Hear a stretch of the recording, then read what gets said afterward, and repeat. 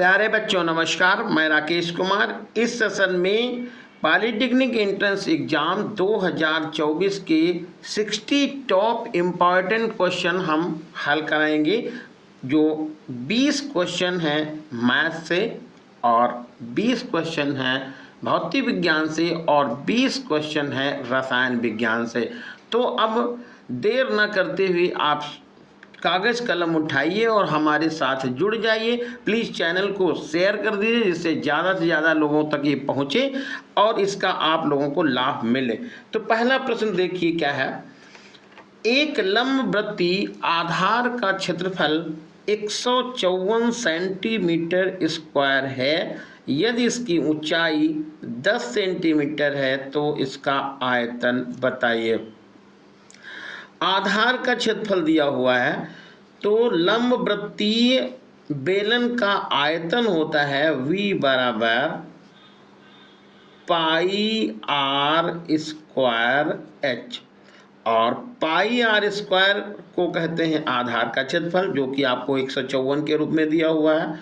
तो 154 ये लिख लीजिए और H का मान आ जाएगा यहाँ पर 10, गुणा कर लीजिएगा तो हो जाएगा 1540 और आयतन का जो यहाँ पर यूनिट लिखेंगे वो सेंटीमीटर क्यूब है, क्योंकि यहाँ पर क्षेत्रफल भी सेंटीमीटर में दिया और ऊंचाई भी सेंटीमीटर में दी है।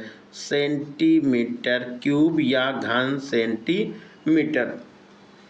और ऑप्शन इसमें देखिए पहला दिया हुआ है 1540, इसलिए यहाँ पर ऑप्शन ए ही सही हो जाएगा। अब आते हैं दूसरे प्रश्न की तरफ। दूसरा प्रश्न है साइन 75 यानी कि 75 प्लस कॉस 75 अंश का मान निकालना है। तो देखिए यहाँ पर क्या लिखेंगे, साइन 75 को लिखेंगे 40 प्लस, अगला क्वेश्चन है साइन 75 प्लस कॉस 75 का मान बताइए। तो साइन 75 को लिखा 30 प्लस 45 प्लस कॉस 75 को लिखा 30 प्लस 45। अब यहाँ पर साइन ए प्लस बी और यहाँ साइन ए माइनस बी का फार्मूला लगा देंगे। तो साइन ए प्लस बी का फार्मूला होता है sign A cos B plus cos A sine B, और कॉस ए प्लस बी का फार्मूला होता है cos A cos B minus sign ए और साइन बी।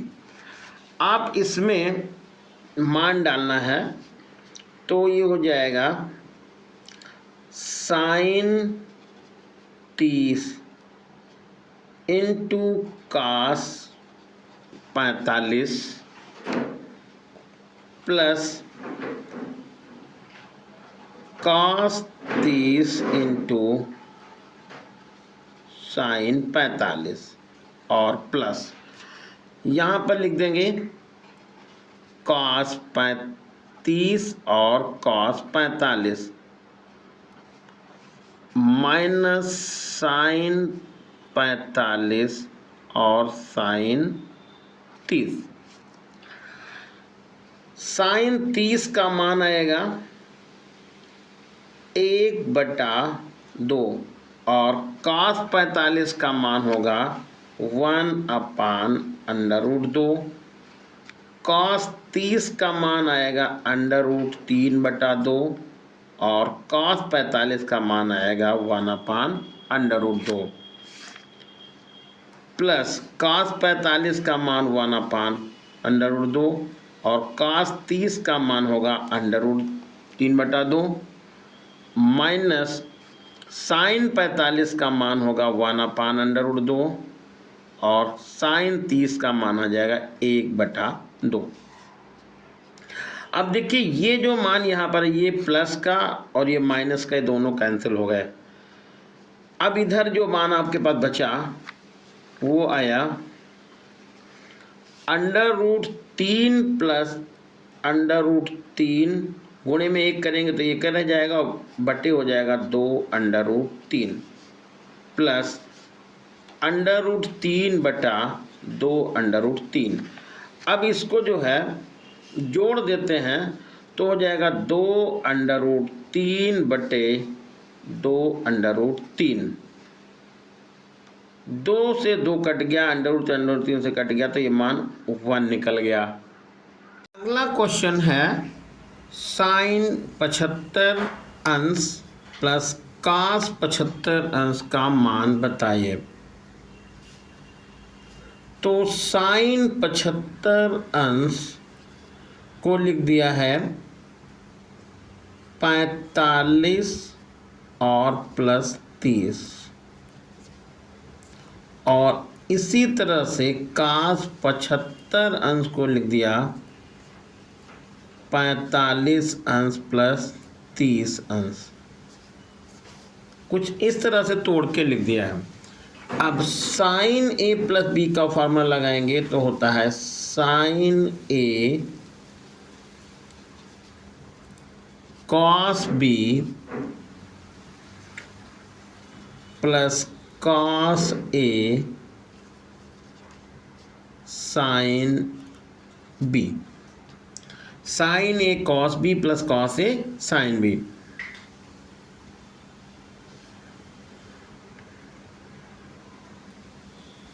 और प्लस यहाँ पर cos a प्लस b का फार्मूला लगाएंगे तो cos a cos b minus sin a और sin b, ये लिख लिया। अब cos 45 का मान होता है 1/√2 और cos 30 का मान होता है √3/2 प्लस cos 45 का मान हो गया 1/√2 और sin 30 का मान हो गया 1/2 प्लस cos 45 का मान हो गया 1/√2 और cos 30 का मान आया √3/2 माइनस sin 45 का मान 1/√2 इंटू sin 30 का मान हो गया 1/2। अब यहाँ पर देखिए कि 1/√2 इंटू 2 1/√2 इंटू 2 ये प्लस माइनस होने से कैंसिल हो गए। ऊपर देखिए बचा है यहाँ पर √3 बटे 2√2 और प्लस √3 बटा 2√2।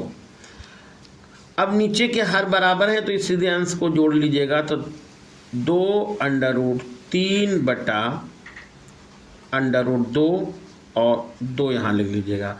अब ये 2 से 2 कट गया।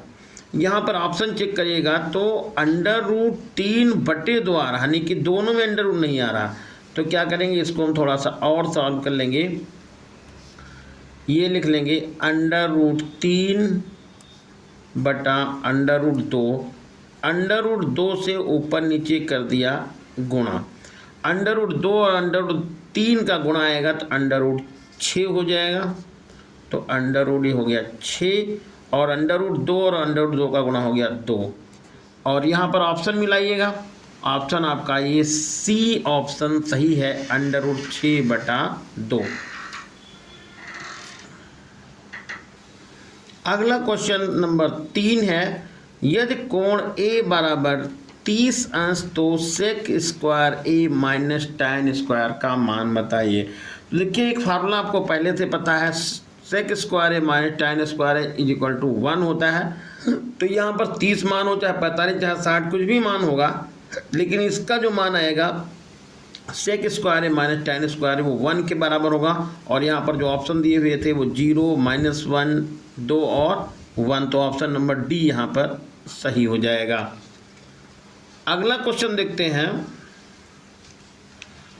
Sign A plus cos A का होल ऑफ स्क्वायर और plus cos A minus sign ए का होल ऑफ स्क्वायर।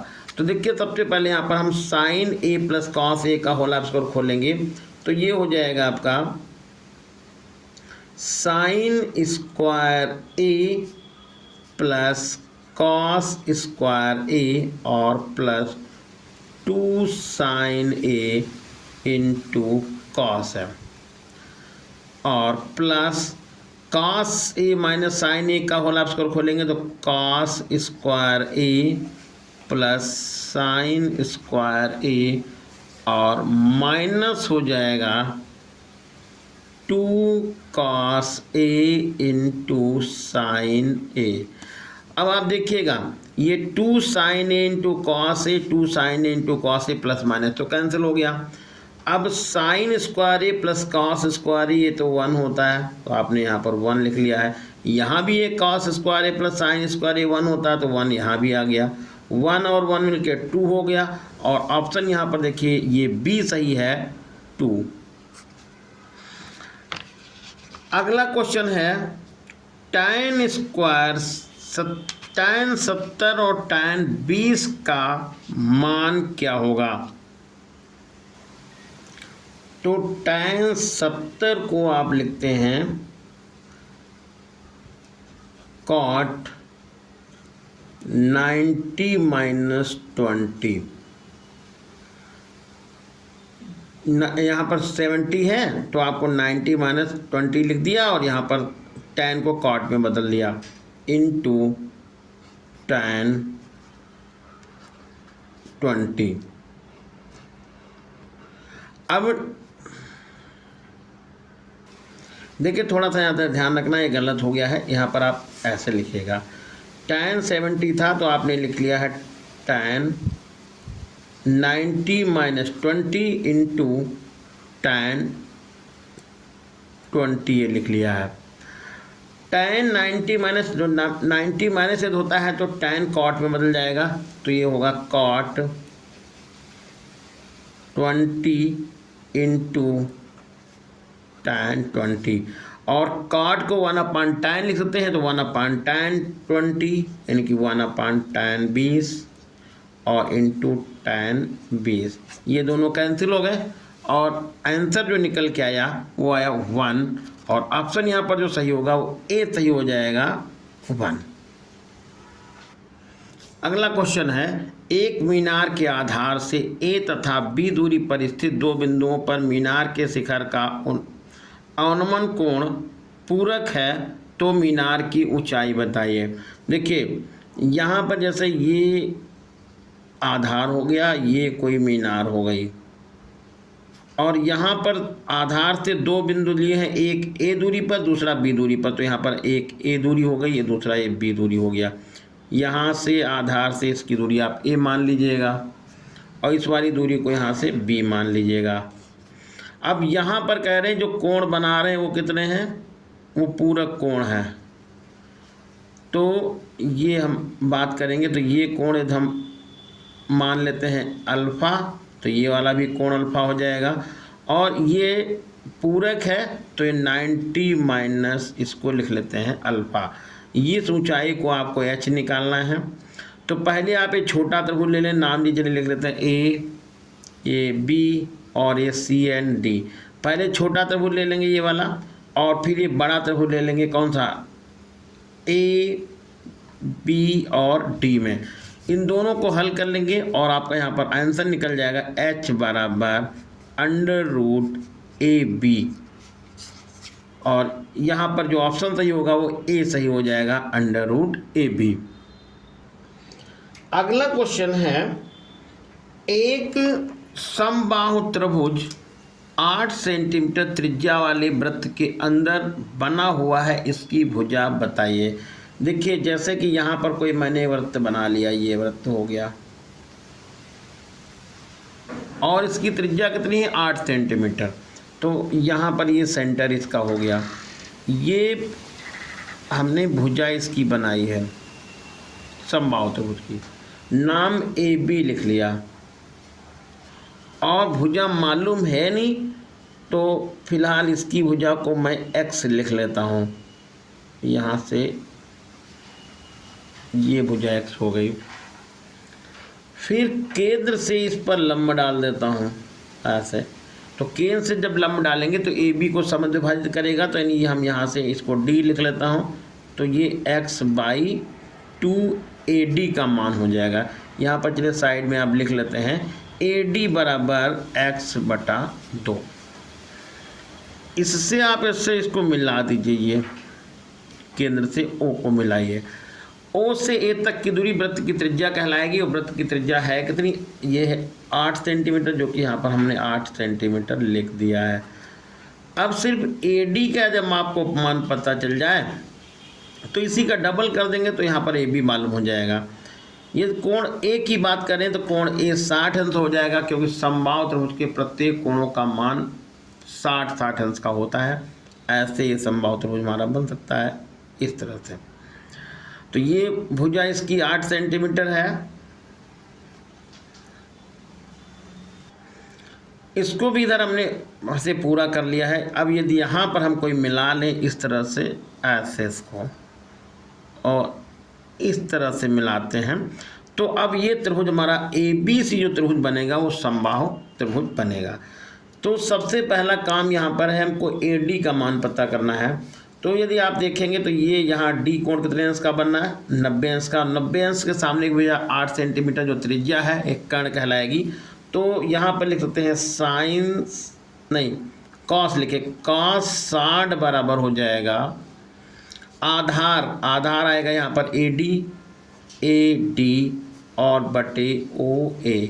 कॉस 60 का मान आएगा कॉस 60 का मान होता है 1/2, और AD का मान है x/2, और OA का मान होगा 8। ये इधर से कट गया, तो x बराबर आएगा 8। अगला क्वेश्चन है, एक समबाहु त्रिभुज 8 सेंटीमीटर त्रिज्या वाले वृत्त के अंदर बना हुआ है, इसकी भुजा बताइए। देखिए सबसे पहले तो यहाँ पर ये मैंने एक वृत्त बना लिया, और इस वृत्त के अंदर समबाहु त्रिभुज बना हुआ है। तो ये समबाहु त्रिभुज बनाया मैंने कुछ इस तरह से।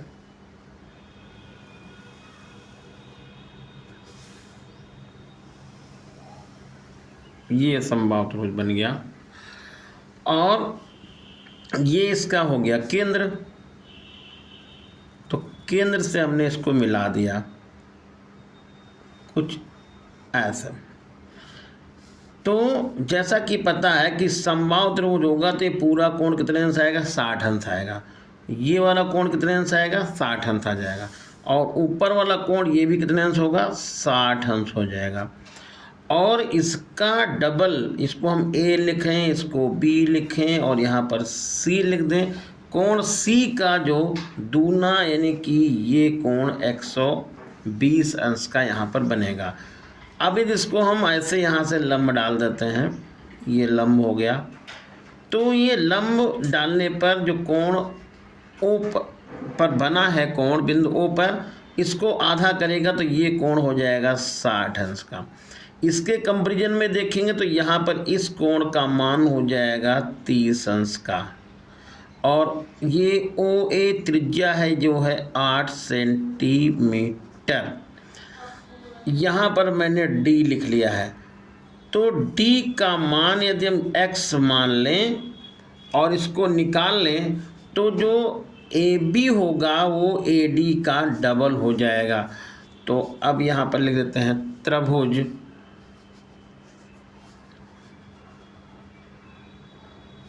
ADO में cos 30 बराबर, ये cos 30 बराबर आधार को आप x लिख लीजिएगा और कर्ण को 8 लिखिएगा। cos 30 का मान होता है √3/2, और ये होगा x/8।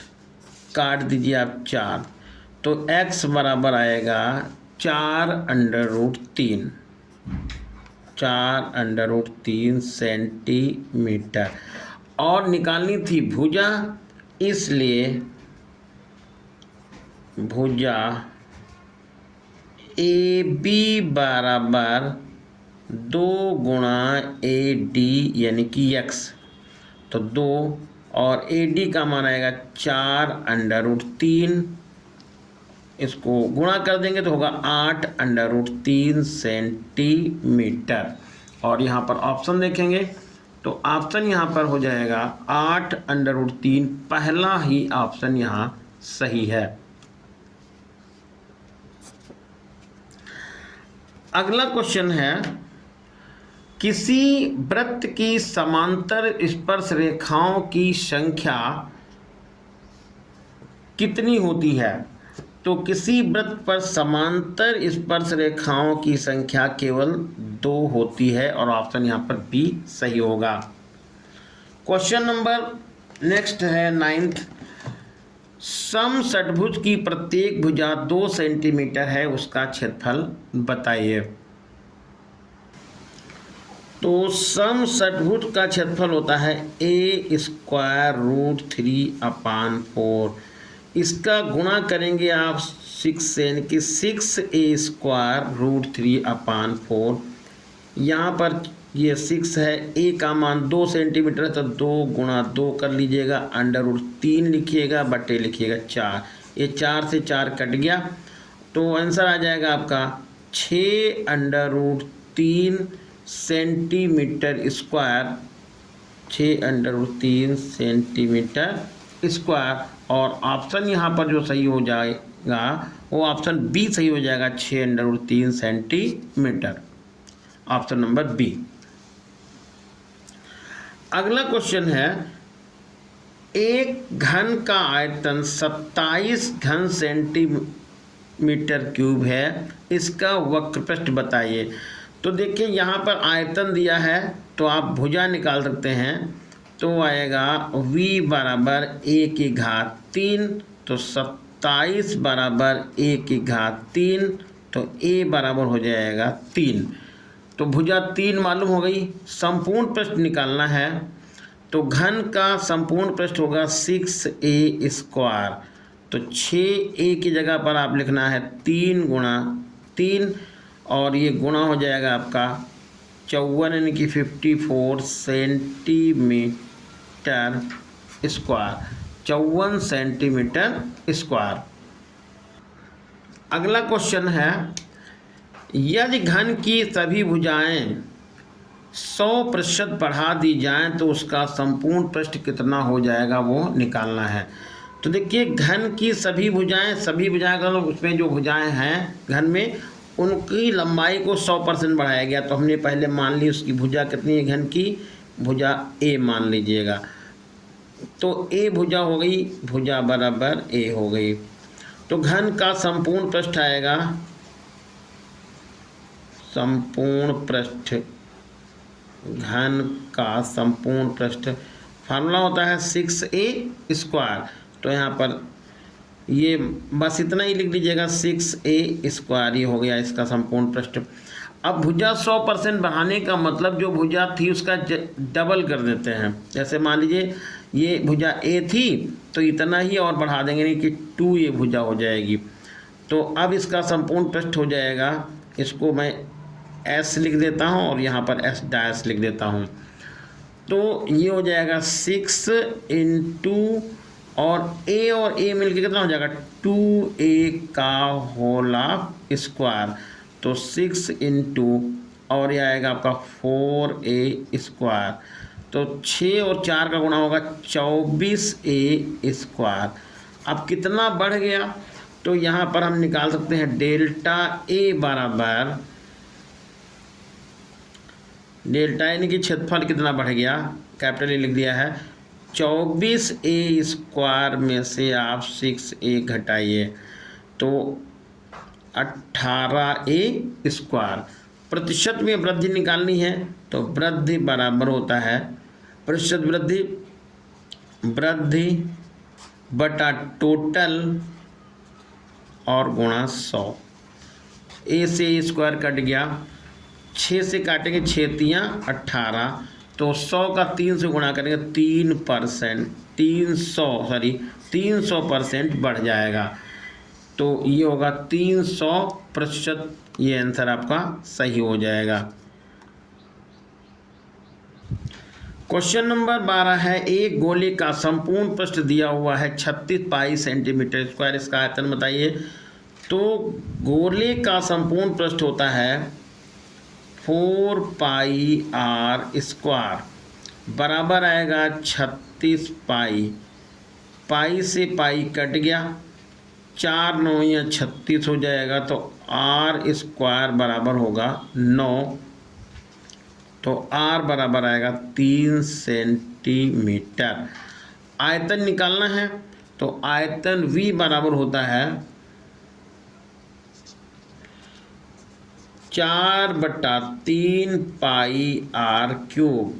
तो 4/3 पाई की जगह पे पाई और आर की जगह पर आपको लिखना है 3 गुणा 3 गुणा 3। इस 3 से 3 कट गया, और ये 3 और 3 का गुणा 9, 9 चौक कितना होगा 36, तो आएगा 36 पाई घन सेंटीमीटर, घन सेंटीमीटर।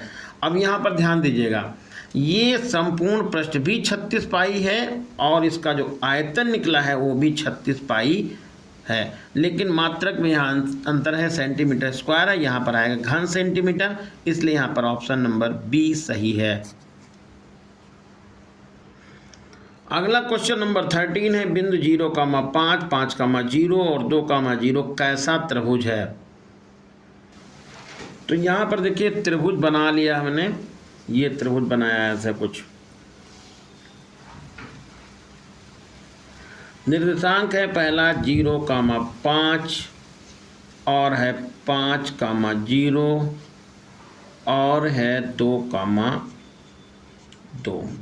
इसको आप A मान लें, इसको B मान लें, इसको C मान लें। अब त्रिभुज कैसा है, यानी कि आपको साइड पता करनी पड़ेगी।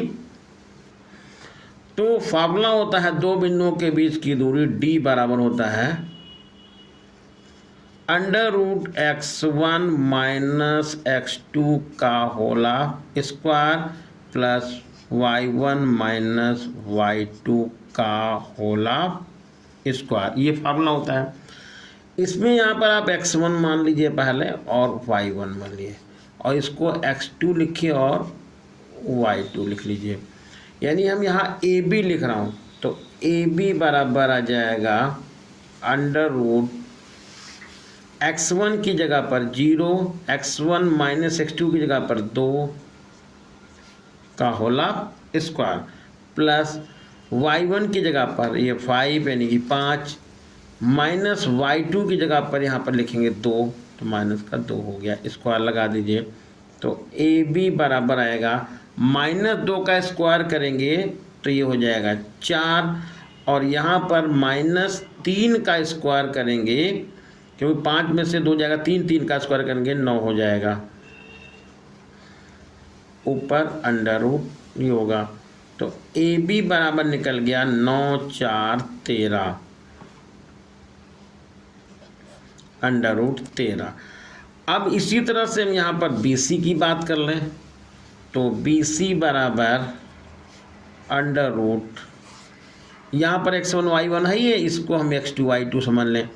तो x1 माइनस x2 0 माइनस 5 का होला स्क्वायर प्लस 5 माइनस 0 का होला स्क्वायर, तो ये आ जाएगा आपका 25 और ये भी होगा 25, और दोनों को जोड़ के लिख देंगे तो ये आ जाएगा 25 गुणा 2 पूरे का √ तो 5 √2, ये निकल गया। अब है AC बराबर, तो AC बराबर वहाँ लिख देते हैं 5 माइनस √ निशान लगाइए, 5 माइनस 2 का होला स्क्वायर और प्लस 0 माइनस 2 का होला स्क्वायर। 5 में से 2 जाएगा 3, 3 का स्क्वायर आएगा 9 और ये हो जाएगा आपका 4। दोनों को आप यहाँ जोड़ देंगे तो 9 4 कितना हो जाएगा 13। जैसा कि आप यहाँ पर देख रहे हैं कि AC का मान √13 आ रहा है और AB का मान भी √13 आ रहा है, इसलिए जो यहाँ पर त्रिभुज बन जाएगा वो होगा समद्विबाहु त्रिभुज। और यहाँ पर जो ऑप्शन सही होगा वो ऑप्शन नंबर C सही हो जाएगा, समद्विबाहु। अगला क्वेश्चन है √32 प्लस √48 बटे √8 प्लस √12 का मान बताइए। तो कि 32 को आप लिख सकते हैं 16 दूना 32, तो 16 का वर्गमूल तो निकल जाएगा 4, 4 √2 लिख दिया है, प्लस 16 3 48 तो 4 √3 ये बन गया। नीचे देखिएगा तो इसको लिख सकते हैं 4 गुणा 2, तो 4 का वर्गमूल तो 2 हो जाएगा, 2 √2 हो जाएगा और प्लस 4 √3, 4 गुणा 3 तो हो जाएगा 2 √3। फिर से एक बार देख लीजिएगा, 32 को लिखा 16 दूना 32, 16 का वर्गमूल निकल गया 4 और 2 का वर्गमूल हो गया √2। 16 3 48, 16 का वर्गमूल निकल गया 4 और √3 यहाँ रह गया। 4 दूनी 8, 4 का वर्गमूल निकल गया 2 और 2 का वर्गमूल यहाँ √ के अंदर रह गया। 4 3 12, 4 का वर्गमूल निकल गया 2, √ यहाँ पर 2 बच गया। ऊपर आप देखेंगे तो ऊपर जो कॉमन मिल रहा है वो कॉमन मिला आपका 4, ऊपर 4 कॉमन हो गया तो √2 प्लस √3। नीचे कॉमन हो गया, नीचे कॉमन हो गया 2 तो √2 और प्लस √3, ये दोनों कट गए और 2 से काटेंगे 2 4 हो जाता है, तो आंसर आएगा यहाँ पर 2 और ऑप्शन नंबर यहाँ पर ए सही हो जाएगा 2। अगला क्वेश्चन है a की power x divided by a की पावर x माइनस 3 बराबर 27, तो a का मान बताइए। तो a की पावर x लिख लीजिएगा, डिवाइड का निशान लगाइए, a की पावर x माइनस 3 है, तो यहाँ पर ये लिख दिया और ये है बराबर 27। तो a की पावर x बटे a की पावर x माइनस 3 बराबर है 27। a नीचे से ऊपर ले जाइए तो होगा a की पावर x गुणा a की पावर माइनस x प्लस का 3। देखिए नीचे से ऊपर जाएगा, पावर का साइन बदल जाएगा और ये होगा 27। गुणा में घातें जुड़ती हैं तो a की पावर x माइनस x और प्लस 3 और बराबर हो गया 27। x तो कट गया, तो x की पावर 3 बराबर हुआ 27, तो 3 की घात 3 बराबर हो गया x की, हाँ 27 को हमने क्या लिख लिया है, 27 को लिखा 3 3 9 3 27 और इधर हमने लिख लिया x की घात 3। ये पावर समान है तो x भी यहाँ पर क्या हो जाएगा, समान हो जाएगा, तो x बराबर कितना आ जाएगा, 3 आ जाएगा। यहाँ पर देखिए x नहीं होगा बल्कि यहाँ हो जाएगा a आएगा, थोड़ा सा स्लिप हो गया, इसको सही करेगा a, तो ये a बराबर कितना निकल जाएगा, 3। आंसर आ जाएगा a बराबर 3 और ऑप्शन यहाँ पर सही होगा, ये ऑप्शन सही हो जा रहा है b, a बराबर 3।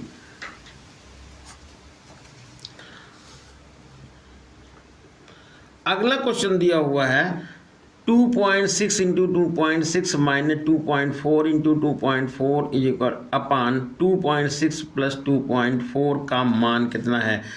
तो ऊपर आप ऐसा कर सकते हैं, इसमें देखिए लिखा हुआ है ये 2.6 का होल ऑफ स्क्वायर माइनस 2.4 का होल ऑफ स्क्वायर, क्योंकि 2 बार लिखा है स्क्वायर कर सकते हैं, और बटे में आ रहा है 2.6 प्लस 2.4, इसको भी हम ब्रैकेट में डाल सकते हैं।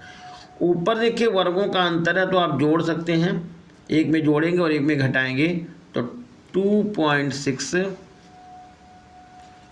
प्लस 2.4 और दूसरे ब्रैकेट में 2.6 माइनस 2.4 और पूरे का बटे हो जाएगा 2.6 प्लस 2.4।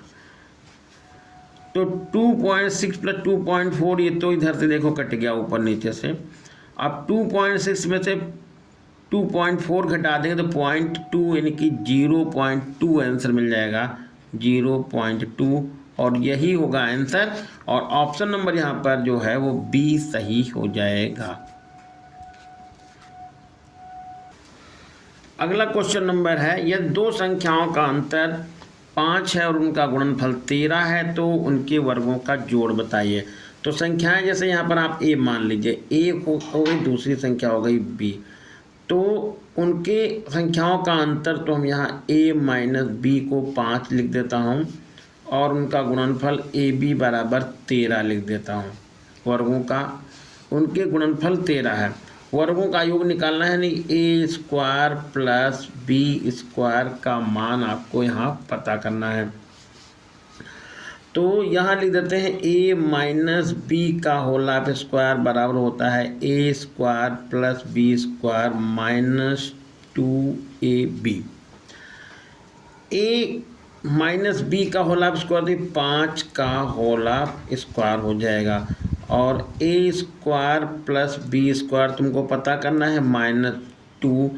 ए बी का मान है 13, यहाँ पर लिखिएगा तो उनका गुणनफल कितना है 13 है। तो इसका गुणा करेंगे तो हो जाएगा ये 25 और 13 दूना 26 हो जाएगा, प्लस का यहाँ पर 26 हो जाएगा, और आएगा ए स्क्वायर प्लस बी स्क्वायर। तो ए स्क्वायर प्लस बी स्क्वायर और ये 26 और 25 मिल गया 41।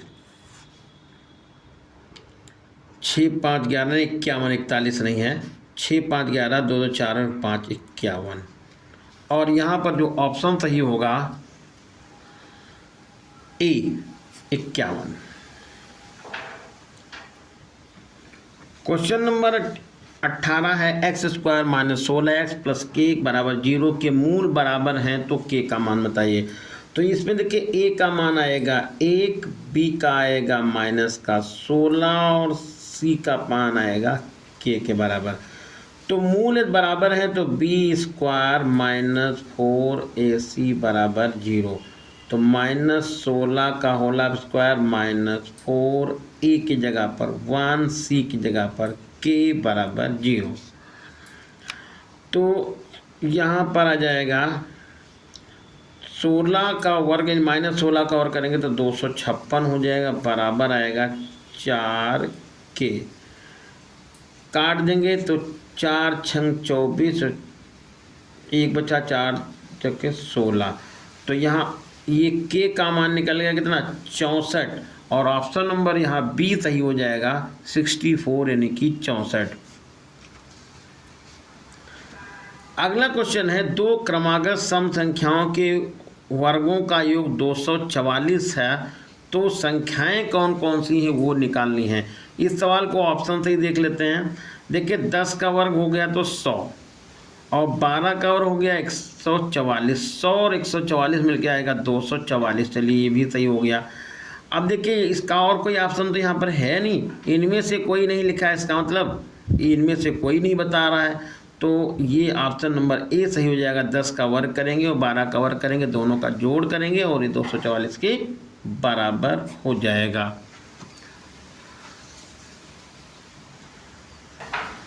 अगला क्वेश्चन है, log 2 की पावर x प्लस 2 बराबर log 16, तो x का मान बताइए। तो देखिए इसको यदि हम लिखेंगे तो हो जाएगा x प्लस 2 log 2 और बराबर 2 की घात 4 लिख देंगे, तो log 2 की घात 4 2 दूना 4 दूनी 8 दूनी 16 ही हो गया। तो आ जाएगा x प्लस 2 लाख 2 बराबर 4 लाख 2। लाख 2 तो कट गया, तो ये आ गया x प्लस 2 बराबर 4। तो x बराबर 4 माइनस 2, तो x बराबर 2 हो गया, x बराबर 2। और ऑप्शन नंबर यहाँ पर सही हो जाएगा बी। तो इस तरह के ये जो हैं आपके 20 इम्पॉर्टेंट क्वेश्चन हमने यहाँ पर बताए हैं। अब आते हैं भौतिक विज्ञान पार्ट में। इसमें पहला क्वेश्चन है प्रकाश वर्ष किसका मात्रक है? ऑप्शन है समय, दूरी, चाल और इनमें से कोई नहीं। तो प्रकाश वर्ष जो मात्रक है वह है दूरी का, ऑप्शन नंबर बी सही है। क्वेश्चन नंबर सेकंड देखिए, गोले की त्रिज्या के मापने में 2% की त्रुटि है, उसके आयतन में प्रतिशत त्रुटि बताइए। तो गोले का आयतन होता है v बराबर 4/3 पाई आर क्यूब। इसमें 4/3 को हटा दीजिए, अब ये कांस्टेंट है, तो डेल्टा v अपान v इंटू 100 बराबर 3 डेल्टा r अपान r इंटू 100। अब यहाँ पर त्रिज्या में एरर कितने प्रतिशत है? 2। तो 2 का गुणा कर दिया यहाँ पर 3 से, तो 2 तिया 6%, 3 और ये 2 हो जाएगा, ये आंसर मिल जाएगा आपका 6%। तो ऑप्शन नंबर यहाँ पर सही हो जाएगा सी, 6%। क्वेश्चन नंबर थर्ड है, दो समान वेक्टरों का परिणामी शून्य है तो इनके बीच में कोण कितना होगा? ये ध्यान रखना है, कोण 0 होगा, समान 0 नहीं आ जाएगा, उनका मान 180 अंश हो जाएगा। तो समान वेक्टर के बीच में यदि 120 अंश का कोण है, मतलब एक वेक्टर लग रहा है इधर की तरफ और एक लग रहा है इधर की तरफ, और इनका परिणामी भी समान है, तो परिणामी शून्य है, तो इनके बीच में जो कोण होता है वो आएगा 180 अंश पर, जब ये एक दूसरे के विपरीत लगे होते हैं। एकांक सदिश का मान कितना होता है? ऑप्शन है ए 0, अनंत और इनमें से कोई नहीं। एकांक सदिश का मान होता है 1, ऑप्शन नंबर ए सही हो जाएगा। सदिश राशि लिखिए, ऑप्शन है चाल, आयतन, विद्युत धारा और इनमें से कोई नहीं। ये में बहुत ही इंपॉर्टेंट क्वेश्चन है। सदिश राशि लिखना है, चाल सदिश राशि नहीं है, आयतन भी सदिश राशि नहीं है, लेकिन विद्युत धारा भी सदिश राशि नहीं है, इसलिए यहाँ पर ऑप्शन नंबर डी सही हो जाएगा, इनमें से कोई नहीं। अगला क्वेश्चन है, एक पिंड पर 100 न्यूटन का बल 0.4 सेकेंड तक लगा है, बल का आवेग बताइए। तो बल का आवेग निकालना है तो क्या करते हैं, आपको बल को जो समय लगा हुआ है समय से गुणा करेंगे। तो समय है कितना 100, और जो टाइम है, नहीं बल कितना है 100 और टाइम है 0.4, दशमलव हटा के 0 बढ़ाएंगे, यहाँ से घट जाएगा, और 10 और 4 का गुणा आएगा 40 न्यूटन, और यही नहीं 40 न्यूटन सेकेंड आएगा, और यही ऑप्शन है यहाँ पर सी 40। क्वेश्चन नंबर 7 है, घर्षण बल तथा घर्षण गुणांक के मध्य संबंध क्या है? एफ बराबर म्यू एस इंटू आर। यहाँ पर एफ है म्यू, ये घर्षण बल, म्यू एस है घर्षण गुणांक और आर है प्रतिक्रिया बल। तो ऑप्शन नंबर ए ही सही हो जाएगा, नहीं ऑप्शन नंबर ए सही है, एफ बराबर म्यू एस इंटू आर। क्वेश्चन नंबर 8 है, मनुष्य की आँख में प्रतिबिंब बनता है आइरिस, पुतली, रेटिना और इनमें से कोई नहीं। तो मनुष्य की आँख में जो प्रतिबिंब बनता है वो रेटिना पर बनता है, ऑप्शन नंबर सी सही है।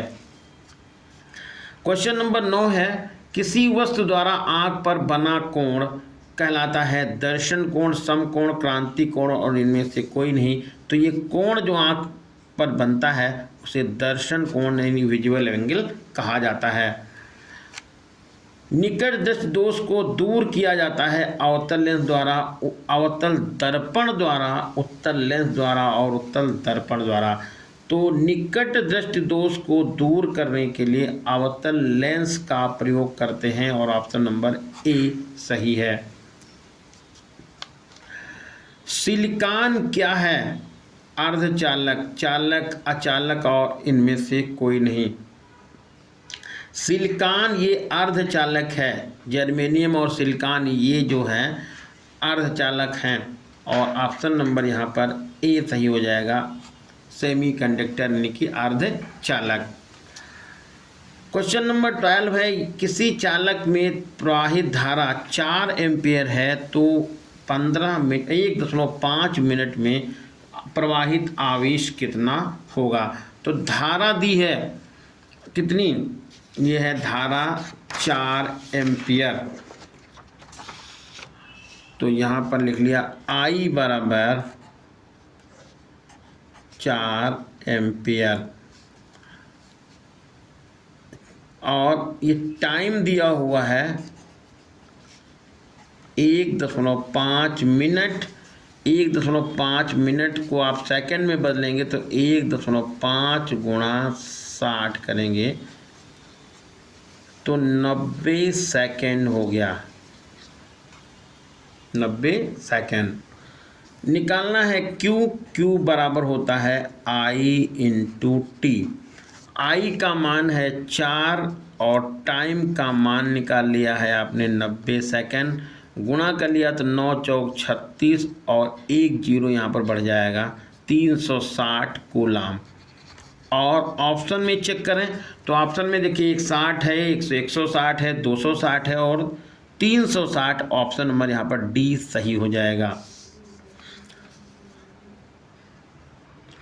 अगला क्वेश्चन है, कूलाम प्रति सेकंड बराबर होता है वोल्ट, ओम, वाट और एम्पियर। तो यहाँ हम लिख देते हैं Q बराबर I इंटू टी। तो Q होता है कूलाम, T होता है सेकेंड, तो कूलाम पर सेकेंड I यानी विद्युत धारा के बराबर हो जाएगा। और ऑप्शन नंबर यहाँ पर डी ये सही है। अगला क्वेश्चन है, ओम के नियम के अनुसार V समानुपाती I होता है और यहाँ पर ऑप्शन नंबर ए सही होगा। अगला क्वेश्चन है, 2 मिनट के लिए प्रतिरोधक तार को 12 वोल्ट के साथ जोड़ने पर 3.5 एम्पीयर की धारा प्रवाहित होती है, तार में ऊर्जा बताइए। तो W बराबर फॉर्मूला होता है W बराबर VIT। V का मान आप लिखेंगे इतना 12 वोल्ट और I का मान 3.5 लिखेंगे और टाइम लिखेंगे 2 मिनट। 2 का गुणा करेंगे 60 से, 2 सेकंड में बदल जाएगा। दशमलव हटा दिया, यहाँ पर 10 हो गया, 1 जीरो यहाँ से कट गया। तो अब आपके पास में 6 दूनी 12, 12 ये हो जाएगा 144। तो 144 से लिख लीजिएगा और इसका 35 से आप गुणा करिएगा। तो 35 से गुणा करेंगे तो 5040 जूल निकल जाएगा। देखिए 5 चौके 20, तो ये जीरो इधर हो जाएगा और ये 5 चौके 20, 2 22 से नहीं गुणा करिएगा इसको और आपका 5040 जूल ये आंसर सीधे निकल जाएगा। अगला क्वेश्चन दिया हुआ है, सेल के विद्युत वाहक बल, धारा, विभवांतर तथा आंतरिक प्रतिरोध में संबंध क्या है वो निकालना है। एक ऑप्शन दिया है V बराबर E माइनस IR। देखिए जब धारा सेल से ली जाएगी उस स्थिति में सेल का टर्मिनल विभवांतर कम होता है और उसका विद्युत वाहक बल ज़्यादा होता है। तो V बराबर E माइनस IR। और ये ऑप्शन दिया है E बराबर V माइनस IR, तो ये भी गलत है। और I बराबर होता है E बटे capital R plus small r, तो ये भी फार्मूला गलत हो गया।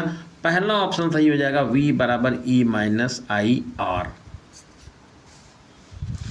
अगला क्वेश्चन है क्वेश्चन नंबर 17, विशिष्ट प्रतिरोध का मात्रक क्या होता है। ओम लिखा हुआ है, ओम मीटर हो गया, ओम मीटर इनवर्स हो गया और इनमें से कोई नहीं। तो विशिष्ट प्रतिरोध का मात्रक होता है ओम मीटर। ऑप्शन नंबर बी सही है। अगला क्वेश्चन है, डायनमो उत्पन्न करता है इलेक्ट्रॉन आवेश EMF, इलेक्ट्रिक मोटर फोर्स, और ये है इनमें से कोई नहीं। तो डायनमो प्रेरित विद्युत वाहक बल उत्पन्न करता है यानी कि EMF उत्पन्न करता है। अगला क्वेश्चन है क्वेश्चन नंबर जो 19 है, एक भारहीन गुब्बारे में देखिए यहाँ पर भारहीन, आप देखिए गुब्बारे में 250 ग्राम जल भर दिया गया है। जल में इसका भार कितना है, नहीं इसी गुब्बारे को आप जल में डाल देते हैं तो जल में उसका भार कितना होगा।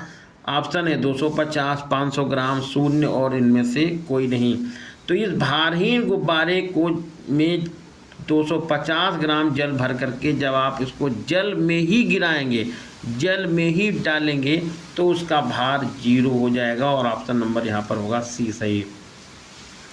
क्वेश्चन नंबर 20 है जो भौतिक ज्ञान पार्ट का लास्ट क्वेश्चन है। 1 डिग्री सेंटीग्रेड ताप बढ़ाने पर ध्वनि की चाल पर क्या प्रभाव पड़ता है। 1 मीटर प्रति सेकंड चाल बढ़ जाती है, 1 मीटर प्रति सेकंड घट जाती है और 0.61 मीटर प्रति सेकंड बढ़ती है और इस पर कोई प्रभाव नहीं पड़ता है। तो 1 डिग्री सेंटीग्रेड ताप बढ़ाने पर ध्वनि की चाल 0.61 मीटर प्रति सेकंड बढ़ जाती है और ऑप्शन नंबर यहाँ सी ये सही है। अब आते हैं रसायन विज्ञान पार्ट से। तो इसका पहला क्वेश्चन है BHC का पूरा नाम क्या है। ऑप्शन है benzene hexachloride benzene, hydrochloride benzene, hydrogen carbonate और इनमें से कोई नहीं। तो BHC का फुल फॉर्म होता है बेंजीन हेक्साक्लोराइड और ऑप्शन नंबर ए सही है। निम्न में कार्बनिक यौगिक कौन है। CO2, SO2, CH4 और इनमें से कोई नहीं। तो ध्यान रखना है कार्बनिक यौगिक है CH4 और ऑप्शन नंबर सी सही है।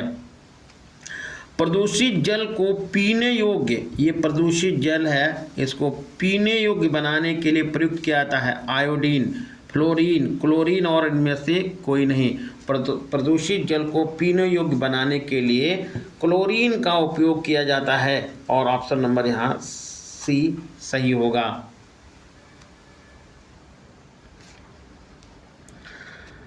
अगला है क्वेश्चन नंबर 4, चेचक के टीके का आविष्कार किसने किया है। एडवर्ड जेनर ने, बर्जीलियस, लुई पास्चर और गेबर ने। ऑप्शन है एडवर्ड जेनर, ये सही है ऑप्शन ए एडवर्ड जेनर। अगला क्वेश्चन नंबर 5 है, जब जल जमता है तो उसके अणुओं के बीच की दूरी पर क्या प्रभाव पड़ता है। तो जल जब जमता है तो अणुओं के बीच की दूरी बढ़ जाती है, ये बात आपको ध्यान रखना है। जल जब जमता है तो अणुओं के बीच की दूरी बढ़ जाती है, ऑप्शन नंबर ए सही है। क्वेश्चन नंबर 6 है, द्रव में अणुओं की गति नियमित है, अनियमित है, एक दिशा में और इनमें से कोई नहीं। तो द्रव में अणुओं की गति होती है अनियमित, ऑप्शन नंबर बी सही है। क्वेश्चन नंबर 7 है, वायुमंडलीय दाब पर कोई द्रव उबलता है या द्रव दाब कम कर दिया जाता है तो वह उबलेगा। यानी कि ये मान लिया गया है कि ये कोई बर्तन में पानी रखा हुआ है जो 100 डिग्री सेंटीग्रेड पर उबलता है, लेकिन जब उसको वहाँ का जहाँ रखा गया है पानी, उस दाब को घटा दिया गया है, दाब को कम कर दिया गया है, तो पानी यानी वो द्रव उबलेगा 100 डिग्री सेंटीग्रेड पे। 100 से कम, 100 से अधिक ताप पर इनमें से कोई नहीं। तो वो द्रव जो उबलेगा वो 100 से कम ताप पर उबलेगा और ऑप्शन नंबर यहाँ पर बी सही होगा। क्वेश्चन नंबर 8 है, आणविक गति की ऊर्जा किस रूप में प्रकट होती है। ऊष्मा, घर्षण, तापमान और इनमें से कोई नहीं। तो आणविक गति के कारण जो है ऊर्जा वो ऊष्मा के रूप में कन्वर्ट होती है, यानी चेंज होती, प्रकट होती है और ऑप्शन नंबर ए सही है। क्वेश्चन नंबर 9 है, दो वस्तुओं में ऊष्मा प्रवाह निर्भर करता है ऊष्मा की मात्रा पर, दोनों के बीच तापांतर, दोनों के बीच दूरी और उनमें से कोई नहीं। तो दो वस्तुओं के बीच ऊष्मा का प्रवाह केवल तापांतर पर निर्भर करता है और ऑप्शन नंबर बी सही है। ऑक्सीजन गैस अम्लीय है या क्षारीय है, उदासीन है या इनमें से कोई नहीं। तो ऑक्सीजन गैस ना अम्लीय है, ना क्षारीय, ना ये इनमें से कोई नहीं, वह उदासीन गैस है और ऑप्शन यहाँ पर सी सही होगा। क्वेश्चन नंबर 11 है SO2 का जलीय विलयन यानी कि सल्फर डाइऑक्साइड का जलीय विलयन अम्लीय है, क्षारीय है, उदासीन है या इनमें से कोई नहीं। तो SO2 यानी कि सल्फर डाइऑक्साइड जो गैस है वह अम्लीय गैस, जलीय विलयन जो है वो कैसा होता है, अम्लीय होता है और ऑप्शन नंबर ए सही है। क्वेश्चन नंबर 12 है ठंडे जल से हाइड्रोजन उत्पन्न करता है Zn, Mg, Al और Na। तो ठंडे जल से सोडियम हाइड्रोजन उत्पन्न करता है और ऑप्शन नंबर यहाँ पर सही हो जाएगा डी। वायु में उपस्थित नाइट्रोजन की मात्रा है 50%, 60%, 40 और 80%। तो वायु में उपस्थित नाइट्रोजन का जो परसेंटेज है वो है 80%, ऑप्शन नंबर डी सही हो जाएगा। क्वेश्चन नंबर 13 है वनस्पत तेल से वनस्पत घी बनाने की क्रिया हाइड्रेशन, जमना, हाइड्रोजनीकरण और इनमें से कोई नहीं। तो ऑप्शन नंबर यहाँ पर सी होगा, क्योंकि वनस्पत तेल से जब वनस्पत घी बनता है तो वो क्रिया हाइड्रोजनीकरण कहलाती है। क्वेश्चन नंबर 14 है अमोनिया गैस को शुष्क करने के लिए प्रयुक्त किया जाता है P2O5, CaO, CaCl2 और H2SO4। तो अमोनिया गैस को शुष्क करने के लिए प्रयोग किया जाता है CaO, ऑप्शन नंबर बी सही होगा। अगला क्वेश्चन है हैबर विधि से अमोनिया के व्यापारिक उत्पादन में उत्प्रेरक कौन है। ये देखिए क्वेश्चन थोड़ा कन्फ्यूजन वाला है। देखिए यहाँ पर PT लिखा हुआ है, NI लिखा हुआ है, Fe और MO दिया हुआ है। यहाँ पर बात की गई है उत्प्रेरक कौन सा है। उत्प्रेरक देखिए यहाँ पर Fe है, लेकिन उत्प्रेरक प्रेरित उत्प्रेरक की बात करें कि उत्प्रेरक की जो क्रियाशीलता को बढ़ाता कौन है, तो यहाँ पर MO मॉलिब्डेनम का प्रयोग करते हैं। तो यहाँ पर ऑप्शन कौन सा सही हो जाएगा, सी सही होगा। हैबर विधि से अमोनिया के व्यापारिक उत्पादन में उत्प्रेरक के रूप में Fe का प्रयोग किया जाता है। क्वेश्चन नंबर 16 है आंसू गैस है NH3, H2S, SO2 और इनमें से कोई नहीं। तो आंसू गैस के लिए प्रयोग किया जाता है NH3 यानी कि अमोनिया को, ऑप्शन नंबर ए सही होगा। क्वेश्चन नंबर 17 है बेकिंग पाउडर का नाम, रासायनिक नाम क्या है। Sodium bicarbonate, sodium carbonate, sodium chloride और इनमें से कोई नहीं। तो सोडियम बाइकार्बोनेट को बेकिंग पाउडर या बेकिंग सोडा कहा जाता है, जिसको खाने में प्रयोग किया जाता है। ऑप्शन नंबर ए यहाँ पर सही होगा। क्वेश्चन नंबर 18 है नौसादर का रासायनिक सूत्र क्या है। ये NaCl है, Na2CO3, NH4Cl और CaOCl2। तो नौसादर का जो रासायनिक सूत्र होता है NH4Cl होता है, यानी ऑप्शन नंबर सी सही होगा।